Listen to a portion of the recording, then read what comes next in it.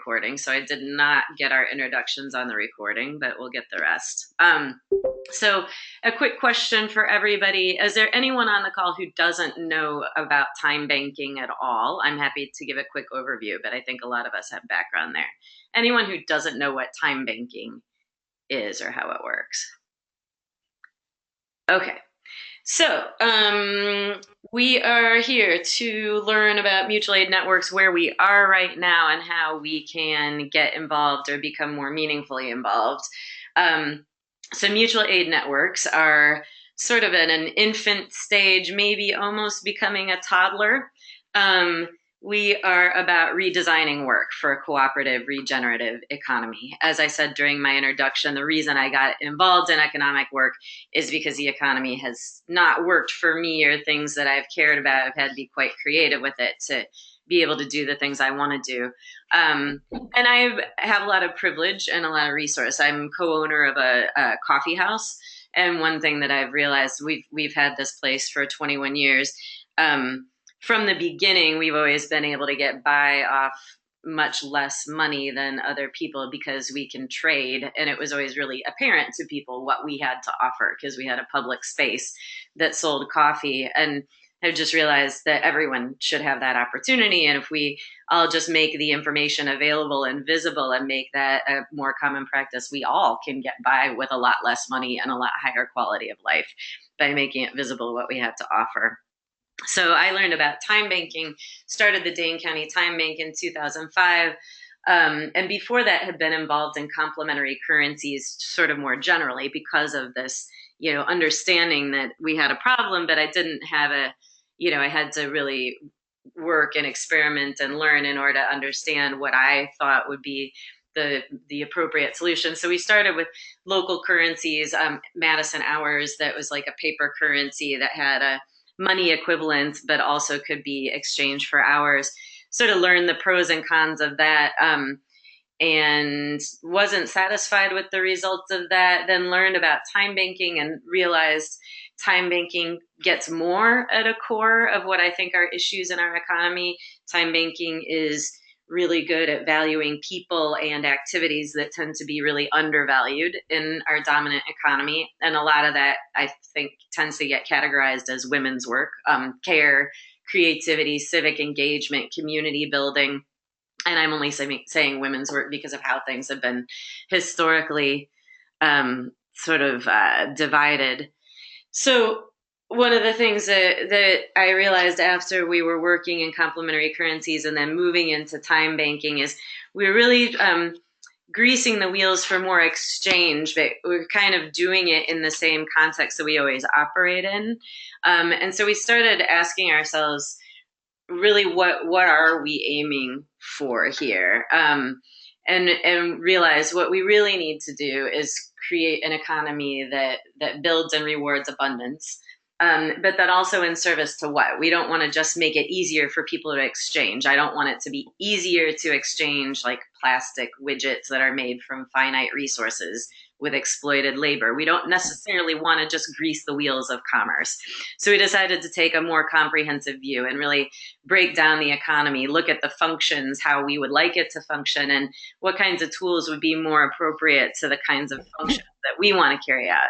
And the functions we're thinking about are generative and regenerative efforts, and efforts that clean up messes that we make and then build a more beautiful world and that's more caring. So we realized that instead of setting up an organization that's about the means of exchange, like a time bank or a currency, what we really need to do is come together around common purpose with shared principles, and then use the tools that work toward those purposes and principles in very deliberate ways. So we realized that it might make more sense to become a cooperative. So we're not focused around how we exchange. We're focused around what we want to do or what we want the world to be like. So we designed a new type of cooperative. Legally, it is a cooperative. And by cooperative, I mean it's a legal economic structure. It means every member has a vote. It means every member has economic participation. democratic control. It means there's cooperation among co-ops. We adopt the core principles of cooperatives. And we expanded the core principles for mutual aid networks to also include some principles from commons governance, because we realize we need to build more of a commons and less assumption that everything's going to be privately owned and just exchanged between people, and that we can create more abundance if we build more sharing and shared resources. And we also are using principles from time banking, that all work is valuable, that everyone benefits from reciprocity, that community is essential, that respect is essential. So this type of cooperative, we gave it a mission about redesigning work. The mission is not about how we exchange, it's about how we live. So we have the mission to create means for everyone to discover and succeed in work they want to do with the support of their community. And we chose our words very carefully. And really mean it when we say everyone. And I'll explain more what our strategy is to make this available to everyone. So here are our core principles in a nutshell. We have 12 core principles, and I already mentioned where they're drawn from. And you can find much more about these principles, or you can find them fleshed out at our website. You'll notice, though, that we do have one that says autonomy and independence. We don't believe that everyone is meant to all work together, or that everyone should agree, or that everyone should have common goals. What we're aiming to do is create a structure that has networks of networks that are autonomous. They can do what they want. You don't have to be organized around an altruistic purpose in any way. You can be organized around a group of friends who want to create a mutual aid network to support each other in doing the work you want to do as artists, for example. You just need to abide by the core principles, and you can be a mutual aid network.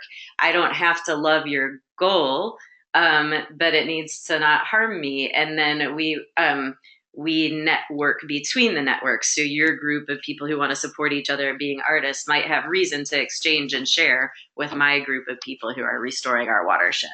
So just to be clear, that we're not looking for everyone to join one organization, like one monolithic thing. We're a network of networks. We are aiming to provide sort of a mesh to interconnect all of us to support each other, and support each other, each doing our best too. So we can provide sort of positive peer pressure, if you will, to help each other adopt what we see as good practices and what we identify as ways to be more inclusive and ways to bring more justice to the world, for example. I'll pause for any questions or comments. Anyone who wants to jump in, feel free. And then I'll keep going. So you're welcome to interrupt me anytime. Well, can I jump in? Yes. Morris Fountain. So I like what you say about the different networks and fitting together, and as long as we're not violating something. And so that's where we were back in 2008 when we were dealing with Hurricane Katrina. We had 34,000 households in 300 apartment properties. And the goal was to get each of those apartment properties to be their own autonomous time bank. Mm-hmm. I'll stop with that for now. Yeah, interesting. Okay, great. So back to the notion that we are looking to redesign work, we felt we needed to take some closer looks at work and really take our own approach to how we value work. So the problem is only one or two of the fundamental types of work are valued in the dominant economy, and I'm going to break down how we're looking at fundamental types of work. So this work is coming from a group called Flora in Belgium.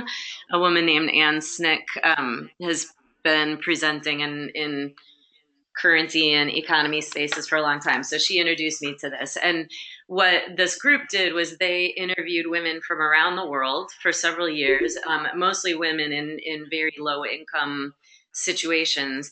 And that they identified that commonly throughout the world, there are five major types of work. And the first is the one we tend to be more cognizant of here in the Western context, and that's productive work. We could give it a different name, but what it means is the work you do to feed, clothe, house yourself and your family. So, in the context that many of us live in, our productive work tends to be the work that we do to earn the money that then pays for our food and clothing and housing. But it could also be building the house, it could be making the clothes, growing the food. So the productive work that provides for your material needs. And that tends to be the kind of work that's valued in this society.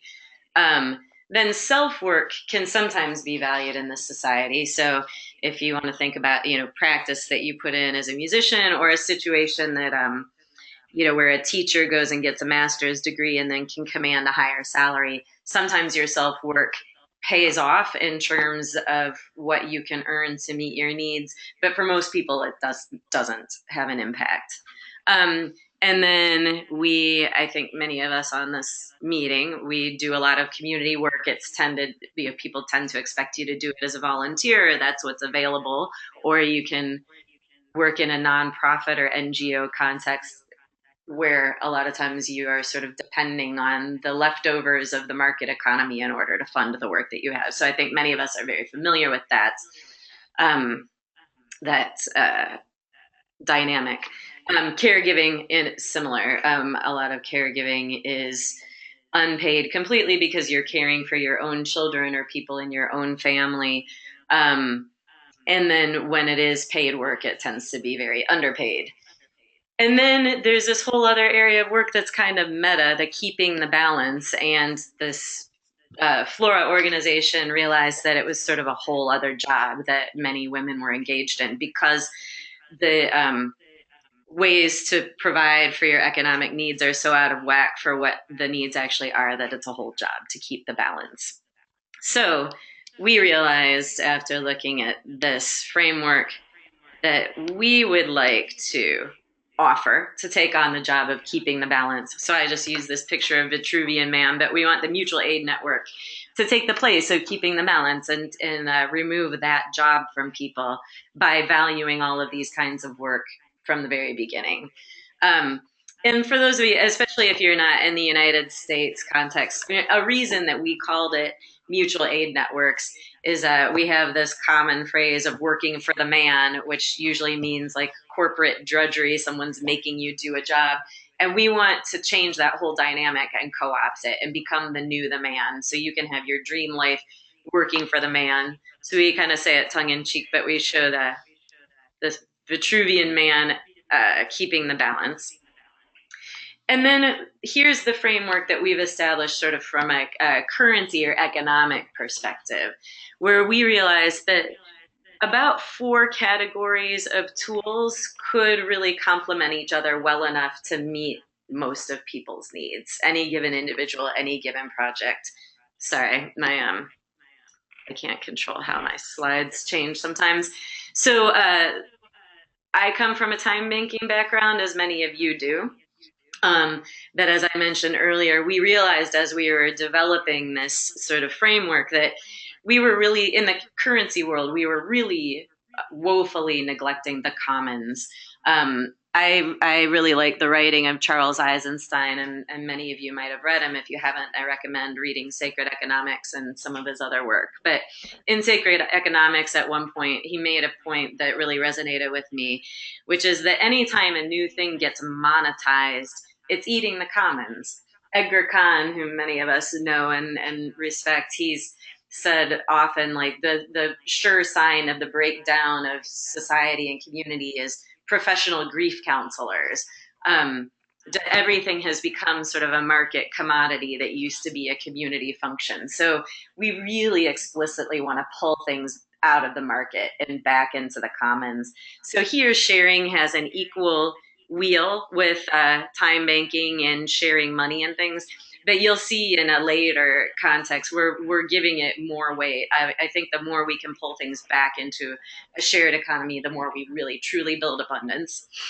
So sharing can be as simple as having some baby clothes that people are free to take and use while their baby is that size for 2 weeks and then return. Or it can be something complicated like making a fab lab or a maker space where you have high level equipment that people are able to use to create things and share in the enterprise, um, to tool libraries, book libraries, whatever. Time banking, people know about. I consider time banking the next level of abundance. It's very good for care and creativity, civic engagement, community building. We started thinking about swapping and just straight up stuff exchange in the same category as time banking, because it's about exchanging like for like. So it's very good for exchanging things that are abundant but not able to be shared. Then price-based mutual credit, people who know about let systems, this is like that. But so we exchange credits like we do in time banking, but it can have a dollar amount or a euro amount on it. So you can use it in businesses and more highly professionalized services. So you can pay taxes in your national currency, but you can be exchanging sort of the bulk of the credit in goods and service, in credits for goods and services. Do people know enough about what that means for me to move on, or does anyone need clarification about this other mutual credit piece? And then savings pools, because sometimes you just need money for what you need. So a lot of times for us, it would be for health care expenses or utilities or housing. So we are looking to like huge numbers of examples around the world of ways people pool their money in savings pools. You can be saving money together, you can get money in through grants or contracts or philanthropy, but manage that money collectively to either meet the needs of the individuals who are part of the pool or meet the needs of projects. And we are learning a lot from people running savings pools in New Zealand, where they have been able to pay mortgages. They've been able to do large scale projects just by pooling their money and managing it intelligently, cooperatively. So those are sort of the tools that we're working with. And then we realize that there are a lot of social processes that are essential in order to make those tools work for people. So this isn't all something we've all been doing.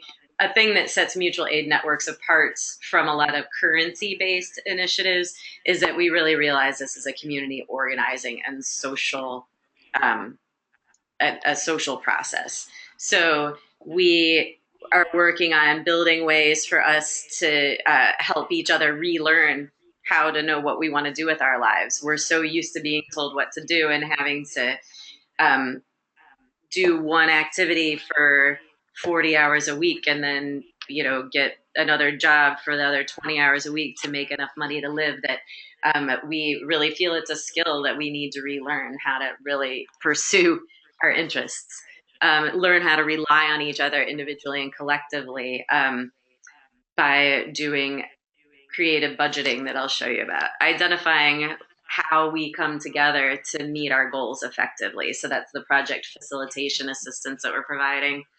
Understanding how we voluntarily redistribute our wealth, and create means to invest money directly into a community. And I'll explain a little bit more about how those things can happen.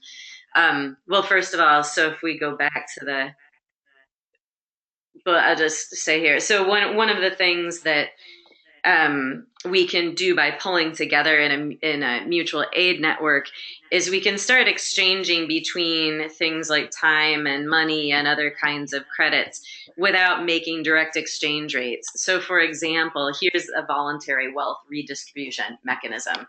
If I'm in a mutual aid network in my neighborhood and I have a full-time job and I make plenty of money, but I feel like I'm really short on time, um, I can do we call it a posterity budget. So the budget that shows how I reduce my money expenses by building these other supports. I might do that budget and find that I could use 4 time bank hours every week to get some meals made for me and get some care for, maybe respite care for my elderly parent. But I don't have 4 hours a week to contribute in order to earn time bank hours. So what I can do is put 4 hours worth of my pay into the savings pool as a gift. So if I make $100 an hour, I'm going to put $400 in there. If I make $10 an hour, I'm going to put $40 in there. And then I'll access 4 time bank hours from the community pool to meet those needs. And that's a way that people who have money and need time can put their money in the pool, make that available for someone else to use. And then there are ways that you can make the money in the pool available to pay people for work that they're doing on behalf of the mutual aid network, or to become available for no interest loans or grants for specific purposes. So, and that again is managed by the members of the pool. So I don't know if I just got too into the weeds for you, but to me, it feels like this ability to redistribute wealth is a kind of a key piece of what we're doing. So I do like to share that. Does anyone have questions or comments at this point? I have one comment, Stephanie. Mm-hmm. I appreciate, we don't often go very deeply into that part of the discussion, and I think it's an important part of people understanding how this is really supposed to work in the large sense. And I appreciate that you were put that in this time. It made a big difference, I think. Okay, thank you. So then this other piece about community investment assistance, creating means to invest money directly into community. I guess part of the reason I think this is important to discuss explicitly is in this country, and in many of our countries, in this country, the wealth that's accumulated has been built on exploited labor and exploited people. And it's essential that we start distributing it in a more just way. And I don't really expect, and I don't really want our government to just like come and dictate that we distribute wealth, and we need a wealth redistribution. Another piece of it is the way that you can currently support communities that are economically exploited or economically marginalized is generally like you can give a donation to a nonprofit organization that then can go and work in that community. We really want to create a situation, and we are making a situation with this, where you can put money right into a community. So once we really have the structure of mutual aid networks up and really functional, I, as a funder, could know if I put my money into a mutual aid network in this neighborhood, these people own my money now, and they all have access to the tools and training and technical assistance they need to come together, identify what they want to do in their own community, how they want to carry it out, and they can compensate themselves and each other for that and bring outside people in when they choose to. So it really does create a new way to build community capacity very directly. And especially, again, in this American context, we really, really have to start addressing, we have to start addressing this stuff hundreds of years ago, but better late than never. So here's what we are offering to support doing this. And here's now where I'm going to make it clear, hopefully to all of you, where we are in mutual aid networks development. We currently have a very rough draft of every piece we need to redo this economy. And I really believe that. So we have some software that is really good for project management and can exchange in time any kind of mutual credit you want to create, and also in money.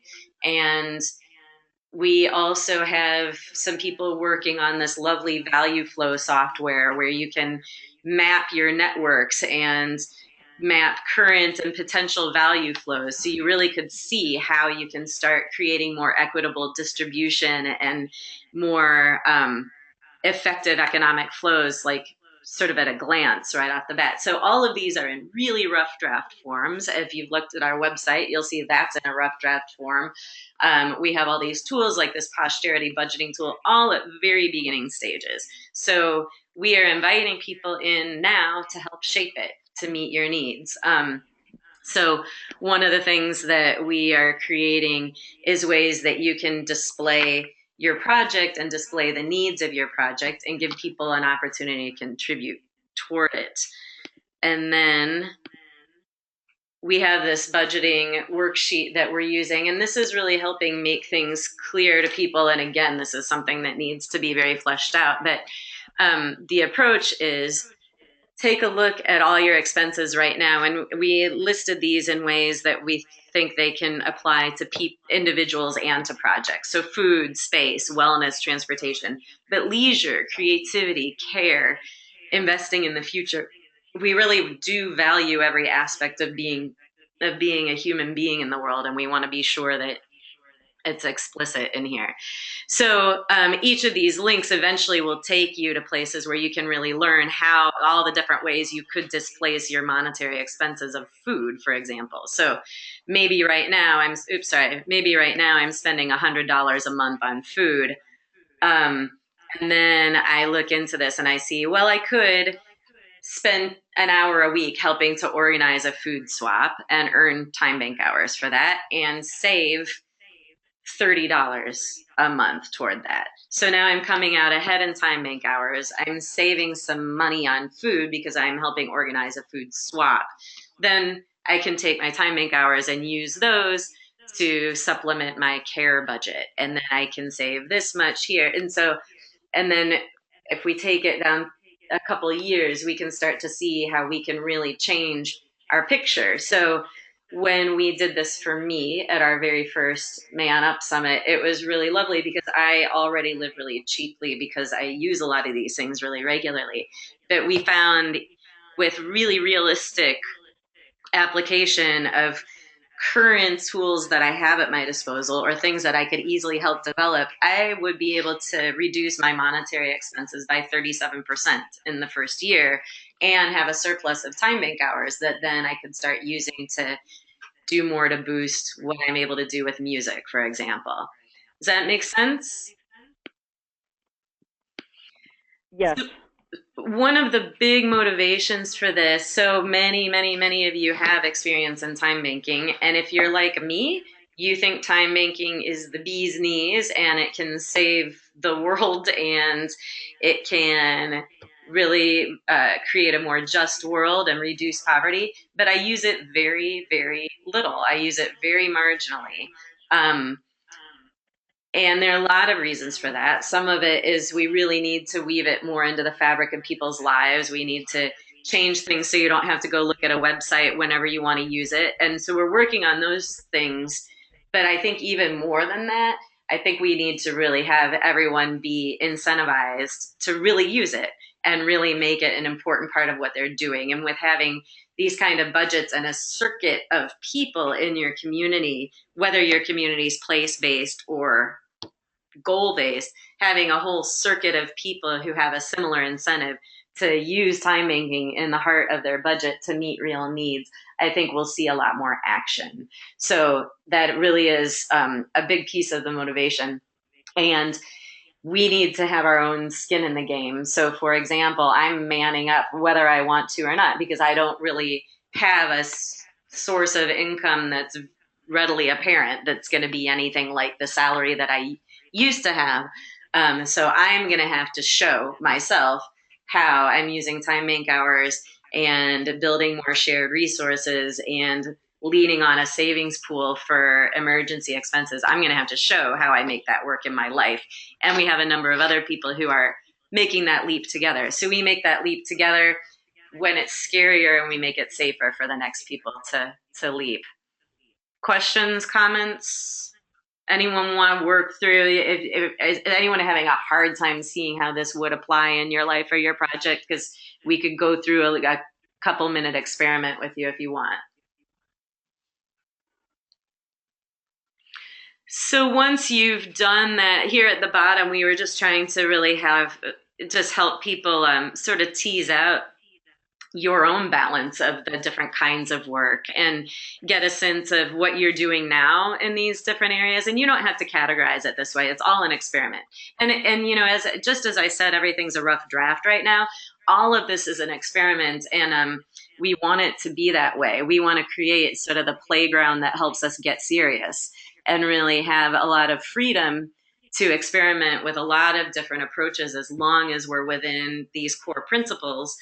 And just really share the results of your experiment. If you do something and it crashes and burns, that's very valuable for all of us. So we want to reduce people's fear of taking those risks because it has so much value to the world, and really support each other doing that, create a new way of funding things. So unlike, you know, in a nonprofit context, it's really scary to take a risk because your funding won't allow it sometimes, or they'll just cut it if you take a risk and fail. we really want to create a way that there's no such thing as failure, because we're supporting you taking these risks, and we support we value the learning that comes from them. So as you experiment with that, see how you want to break down, how you want to sort of categorize the kinds of work you do and what you would like to be doing. One thing that was helpful for me in going through this exercise is, as I laid out sort of my ideal situation in my life, I realized I'm doing a lot of the activities I want to be doing. I'm just doing them in different proportions that I want to be doing them in. And it's quite helpful to actually spell that out for myself, because then it helps me really see the life I want is actually quite attainable if I can just get methodical about it and also accept the support of the other people in my community. Anything on this before we move on? So this is sort of the handy little guide when you are doing your posterity budget, and just calling it the abundance pyramid. And we're just going in order of abundance. So sharing is the most abundance level. And next most abundant, time bank or swap. Next is price-based mutual credit. Next is a savings pool. And then plan ELF, as if all else fails, get a job. An aspect of this is that, we kind of like are glib about this, but I also mean it. So I don't expect that people are all of a sudden not, everyone's going to leave their job. A lot of people are being pushed out of jobs right now, and there is just a lot less of what, we used to see as meaningful employment out there. But people with, if you have a decent job, or even if you have a crappy job to pay the bills, if you can go from 40 hours a week to 20 hours a week and still meet your needs, then you're freeing up paid work for more people. So it's another way to redistribute wealth. Hopefully, I expect that people will have to have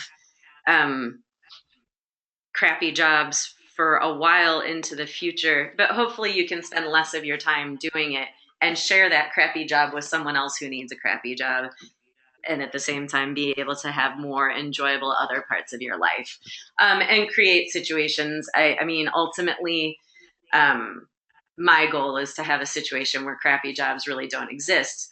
And we're having an economy that doesn't require them anymore. So I think that it's fair to dream in that direction. And in the meantime, split the jobs up. Questions or comments on that? So now I'm just going to share a little bit about where we are with pilot projects and how we are approaching this. And I'm going to ask you to share a little bit about your projects, if you like. So our strategy is to have different pilot projects in different places in the world with different focus areas, starting with different strengths and limitations, and that will help us learn the maximum that we can. Our first 6 pilot projects all filled out pilot site applications probably over a year ago, and everyone's chugging along in their own local development at their own pace and sharing it.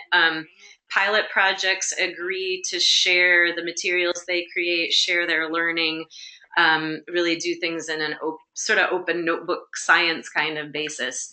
And we have 6 pilot sites in the United States with various focuses. And I actually, if Michael is willing to say a couple words about his, that would be great, because we haven't heard from Michael in the series, and he has some really interesting stuff happening in Providence.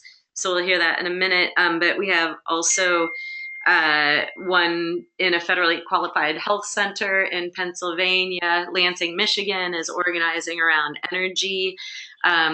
We here in Madison are organizing around justice work, and also supporting a community co-op that's building food access in a food desert. Hull, UK is organized around knitting together a lot of aspects of their complementary local economy, and there's a lot of work that they do around food. Bare Neck, South Africa is in a small rural community there. and they're working toward building a clinic. And they've already built some really cool things to increase access to clean water and help girls and women get more of an education. And then, Michael, would you be willing to describe briefly what you've been doing in Providence and what the initiative is that you built it on? Sure. Yeah. Yeah. So about 6 years ago, we began building a cooperative. We did well, before we even knew we were a co-op, we did a community garden, a communal garden, all sharing. We didn't really do any record keeping. But so that led into us actually doing a food co-op, which is still open now. It's been open 5 or 6 years. And I was always looking to how to make it more of a broad co-op of co-ops, as we may call it. That I think is what I see in the mutual aid network, of how to make it something that's engaging multiple co-ops in multiple areas of business and trade and whatnot. Yeah, I'm really focused in on farmers and really anyone who's making a value right out of the land. Things like sawmill. I mean, right now I'm working on getting some milling wood. Just these basics as how to create a base foundation for everything else that would be involved. And that's just my focus. It's not to take anything away from other things like service work and stuff like that. That's all tied into it. But just I'm thinking about seeds as basically the foundation where we've thought about having gold-based economies. I'll put this out there. I really was laughing. This whole thing of people divesting and burying gold or whatever. I'm thinking of seeds, and this is really our currency, is our seeds as people, that we always can regenerate. You can always start anew, even with a pocket full of seeds.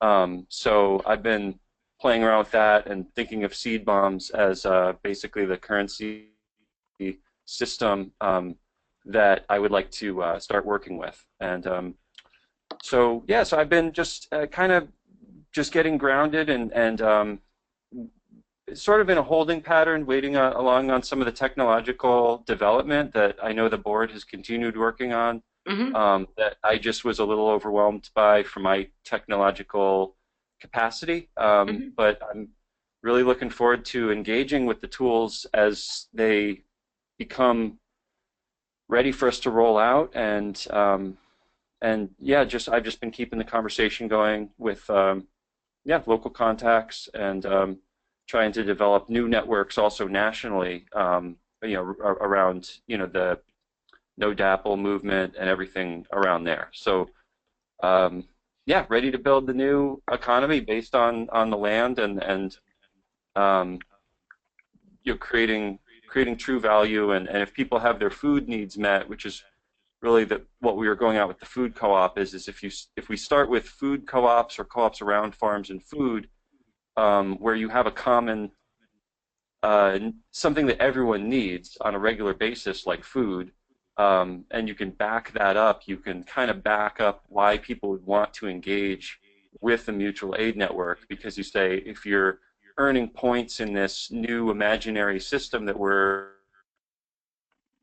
dreaming up, but you can actually get food, it suddenly becomes really tangible, what you're doing, and hopefully we can get people involved to do like they call them, like not flash mobs, they're calling them crop mobs, for helping people plant and helping people renew open lots and stuff to get more farms going, and so that's kind of the way that I'm hoping to keep this thing cycling, is keep producing more food, keep being able to bring more people in on those projects, and then from there being able to invite anybody in who has skills to offer. Great. Thank you. So our networking and dissemination strategy is to have these pilot sites, and then it builds mentorship, mutual aid, sharing of resource, exchange of resource between and among them. in order to eventually network everyone on the planet. And that is actually a serious goal that within the next few years, any individual on the planet could be part of a mutual aid network that is indirectly networked with every other person on the planet. And an example of an outcome that would create is there can never be an incentive for a mutual aid network to outsource for cheap labor for any part of what they're doing. The incentive is always to partner with another site to lift them up in whatever ways you can. So I mentioned that we currently have 8 official pilot sites, but a lot of potential new pilot sites are exploring it right now. So I had a visit from someone from South Korea. We have people here from Israel right now. We've heard from a Palestinian person who's interested in exploring this to alleviate the lack of banking services. We've heard from Indigenous Food Sovereignty Network. We had someone from Argentina on the last call, someone from Kenya. Someone is interested in starting up in India. So we are really aiming to have pilot sites on every continent and really help identify what works well under what local conditions and have people help localize materials and translate and things like that. So what we are going to do now, so Kathy's asking if there are documents available online for Michael's project. I'm going to show you around a little bit what is available right now because people have asked a couple related questions. So here's, and then we're going to have discussion about our next steps. So we're going to do that in just a moment, but I wanted to get to something for you. So I'm at mutualaidnetwork.org right now. And we are inviting people to join as individuals or as projects and pilot sites. So right now you can become a member of the main man. It's going to be a little clunky to join, and that's that's where we are right now, is the beginning of refining a bunch of things. The end of the first round of refining things is going to be at the end of February. But those of you who are starting off now are early adopters. We've made it less clunky recently, but I'm sure you'll have feedback for us. You can join as a member of the main man. That will give you a chance to set up an account on the mutual aid platform, which we're using open source software for. This does project management and has a marketplace and does accounting. It does client relations management. It's actually we're going to be stripping a lot of this stuff out because there's more than what we need, and it makes it more confusing for people to navigate. But you right away can sign up and start managing your projects with our project management tools. We'll be having some group trainings on this stuff, and we're also setting people up with mentors. So if you want to join as an individual, we can work with you to get your account set up if you're having trouble with it. We will schedule some web meetings that we can do this together as a group. If you want to become a pilot site, if you go into the mutual aid net, so these are the projects here, and I'll just show you some project management really quickly. I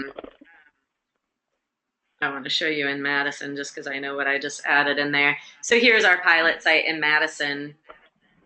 And as we're doing it, we write up these tasks and you can assign them to people and communicate about it. When it's all hooked up, I'll be able to log off that I did a task and it can fill my account with the hours that I spent doing the task. Or if we've agreed that I'm earning money for a certain task, it can automatically put the money in my account. So my dream is we can do what we want to do in the world and our accounts are just filling up with the resources that we need or credits toward the resources that we need. Aiming to think about it hard once as a group so we can stop thinking about it overall in the course of our lives over time. So that's so as a member you can access this stuff as a project or as an individual. Our two classes of membership are organization or individual. So it's quite straightforward. So your organization can be a member and you can be a member as an individual. if you like. And our process going forward. Oh, no, there was another thing I wanted to show you on the website. Oh, there's a calendar on the website too. So let me just show you that.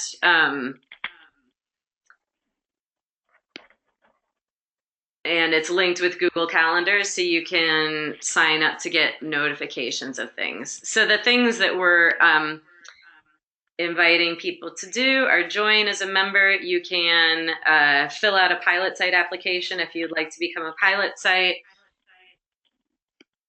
We also have work groups that we're inviting people to participate in.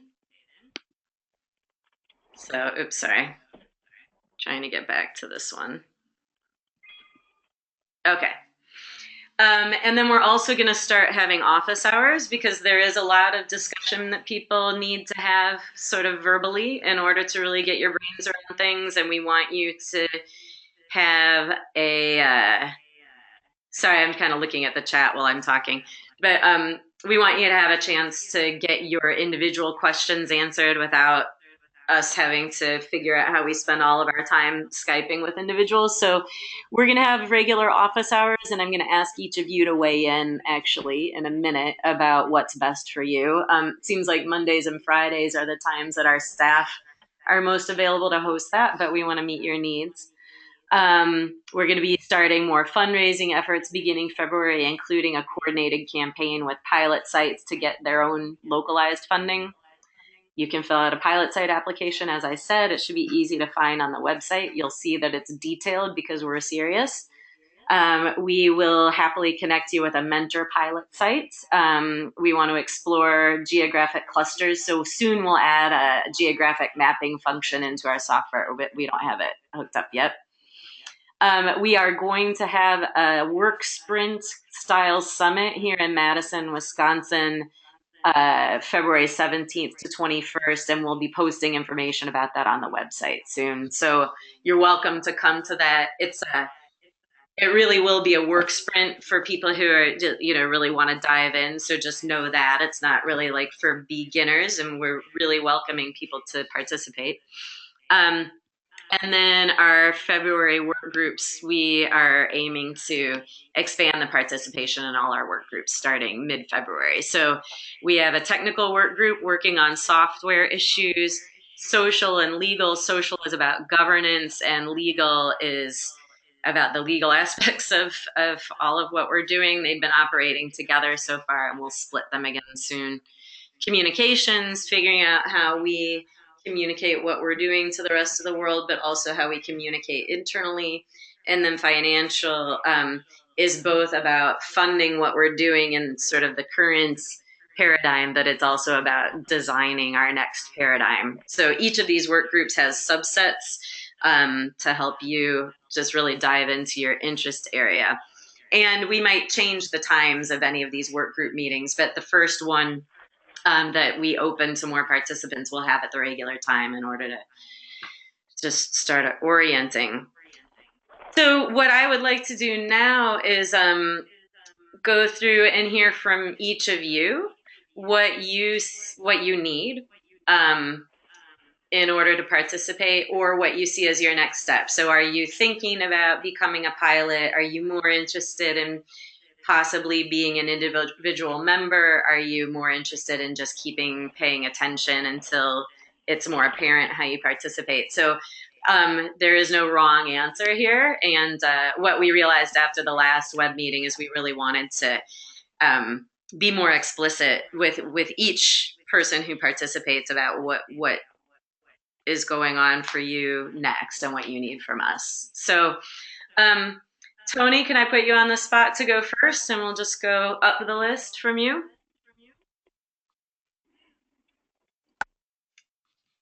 Okay, I'm off muted now. Okay, so I had you then answer some of my questions.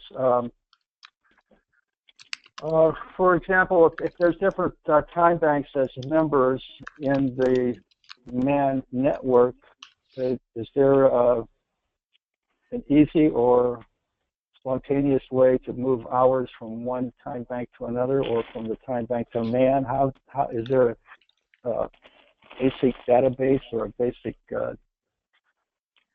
We common platform, or Yeah, so we're addressing that in a couple of ways.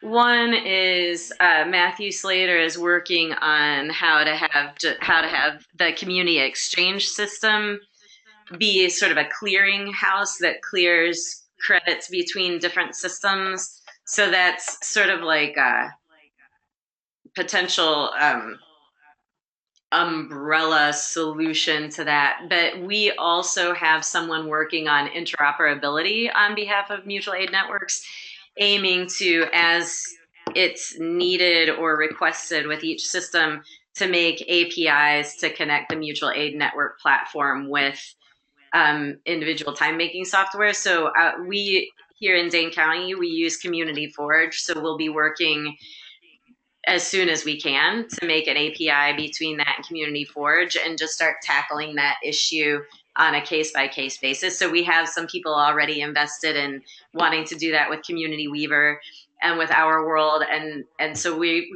are really going to work on cracking that nut.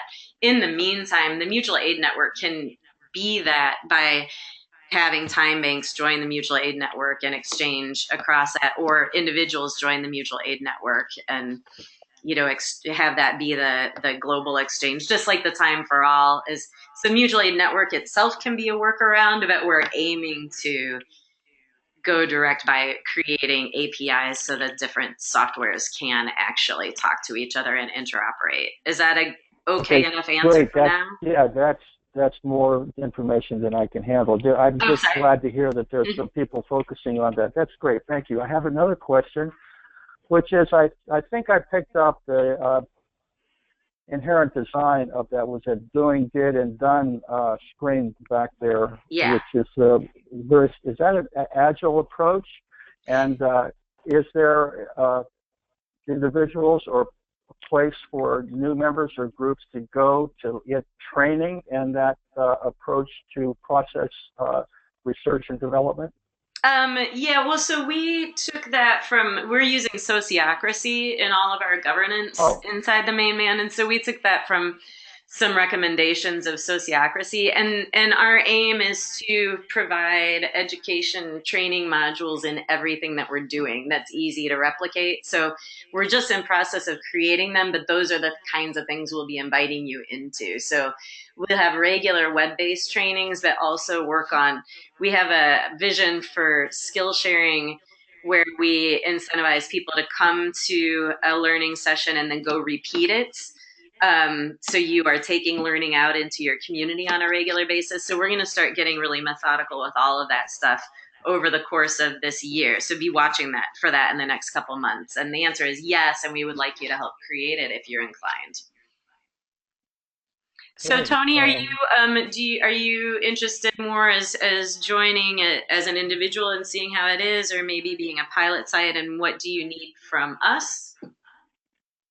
Yeah, I'm interested in doing community development or community group intake into MAN. I'm very much interested in how groups get started, and it's with the project leader, with a plan, with the next action step, and how that project gets processed in MAN. That's one of the things I'm coping with personally, and I'd like to work with whoever's doing that for MAN, and I can use that kind of, because that's what I'm doing here locally. Great. The other thing I'm focusing on locally is I used to go around the town and the small communities here and sort of piggyback on events that were occurring. Mm-hmm. Get a table, try to get some airtime as a speaker or whatever.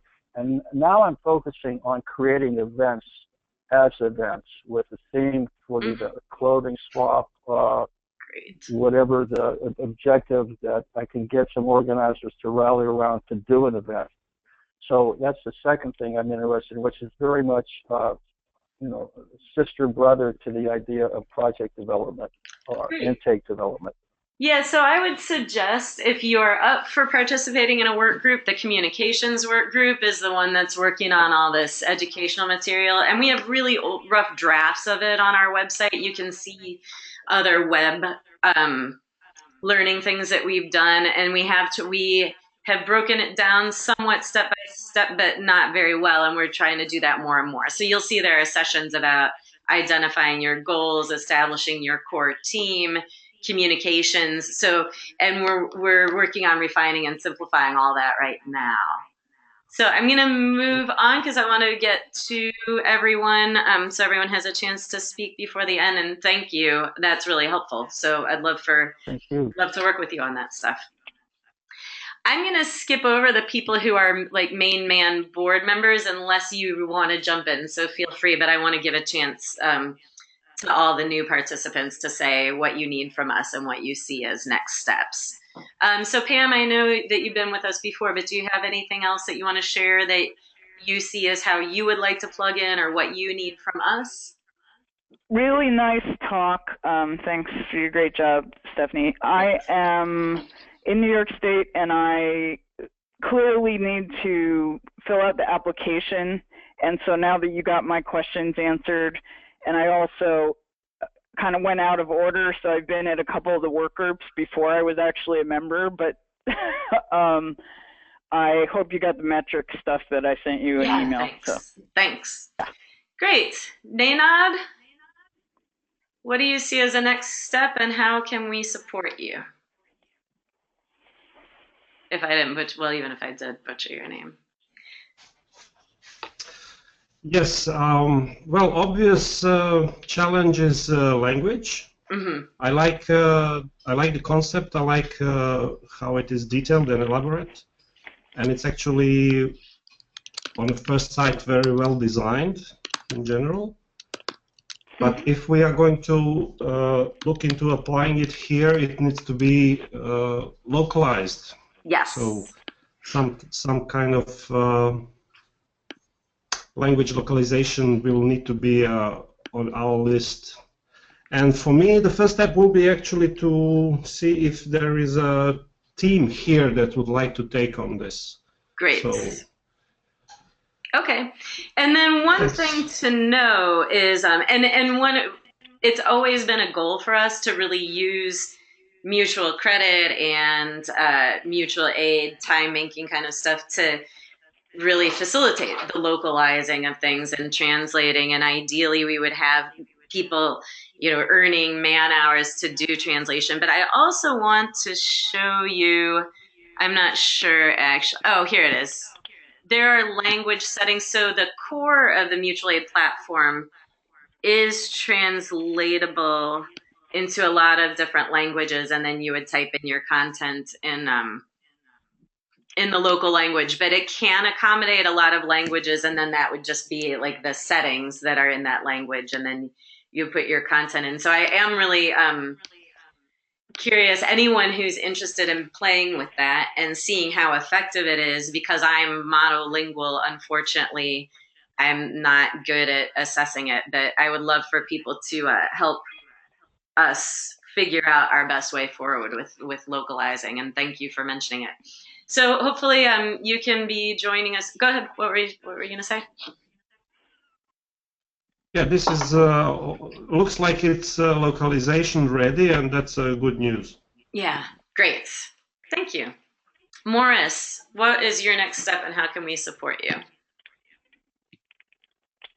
Well, the critical event is whether I become employed in the next 4 weeks. If I become employed in the next 4 weeks, I'm going to be dealing with approximately 10,000 folks a month who go to the jail, 120,000 a year. For what I'm thinking, that will mean 2,000 time banks, and I won't go into detail. What I will say is, other than stand by, is I would encourage someone to look at my LinkedIn. So if you see my name up there in the top left, That's who I am on LinkedIn. If you want to connect, I would ask that your message include just a brief MAN, M-A-N, and you'd look all the way to the end of what I show on LinkedIn. The very last thing at the bottom is time banking. You'll see how I think about that.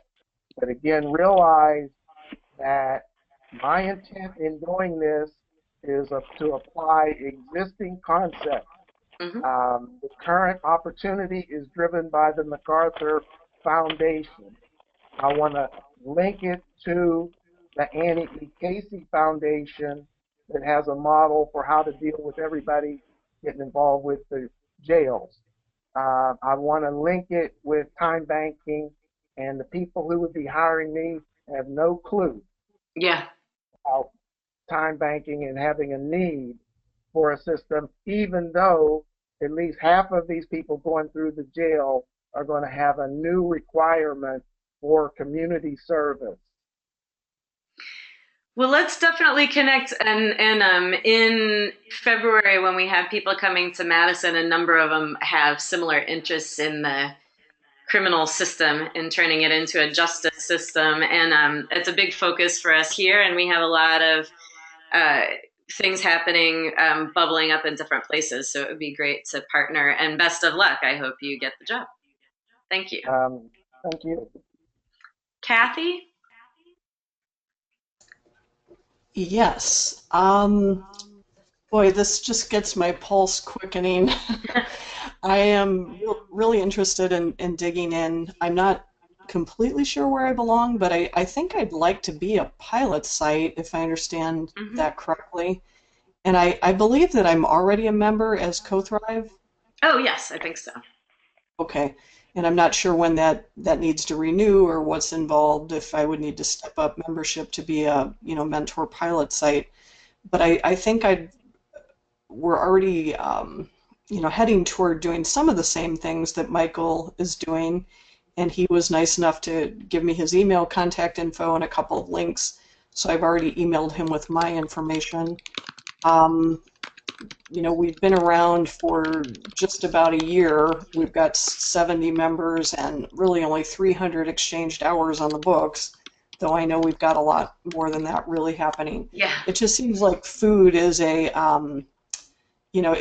like you said, a good building block that's very tangible. We've got an active food swap here that's been around for nearly 5 years, and we've got a local food council that just got together about a year and a half ago, and I've been very involved with that. We've got a lot of farmers, so I just think that's what I want to work on as a project.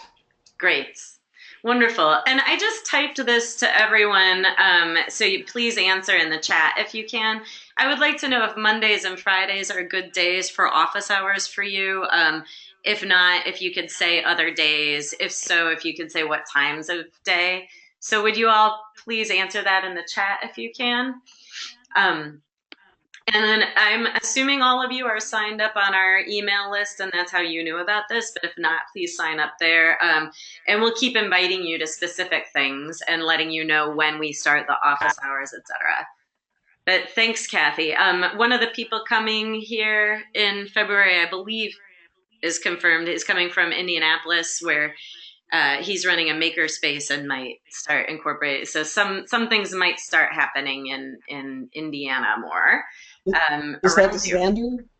Is that Xander from the Indie Art Co-op? Oh, it's not Xander, although he was here before.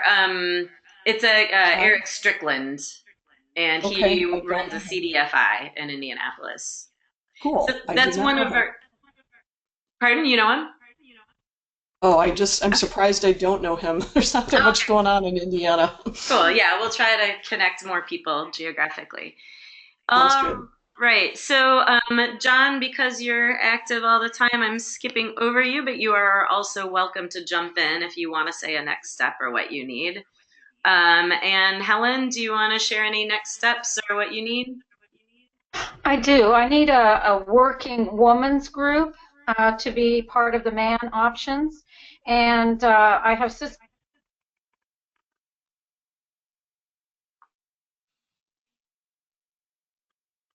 We just lost you.